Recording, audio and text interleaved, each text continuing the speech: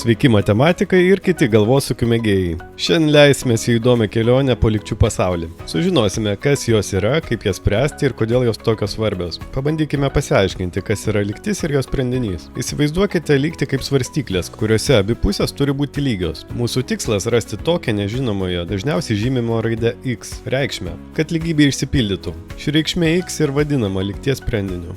Šiame pavyzdyje 2x plus 5 yra kairė lygties pusė, o 11 dešinė. Mūsų užduotis išsiaiškinti, kokį skaičių įrašę vietoj x gausime lygias svarstyklės. Pagrindinė taisyklė sprendžiant lygtis, tai ką darome vienai lygties pusiai, turime padaryti ir kitai. Taip išlaikome lygybę. Pavyzdžiui, jei iš abiejų mūsų lygties pusių atimsime 5, svarstyklės liks lygios, o lygtis taps paprastesnė.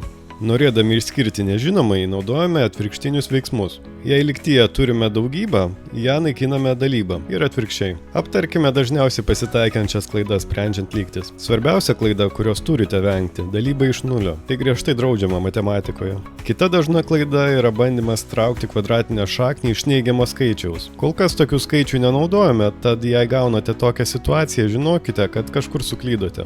Lygtis būna įvairios, priklausomai nuo to, kokie veiksmai atliekami su nežinomuoju. Dabar aptarsime 4 pagrindinius lygčių tipus. Pirmas lygčių tipas yra racionaliosios lygtys. Jų nežinomasis yra trupmenoje. Iracionaliųjų lygčių nežinomasis yra po šaknies ženklų. Rodiklinės lygties nežinomasis yra laipsnio rodiklyje, o logaritminės yra logaritmo išraiškoje.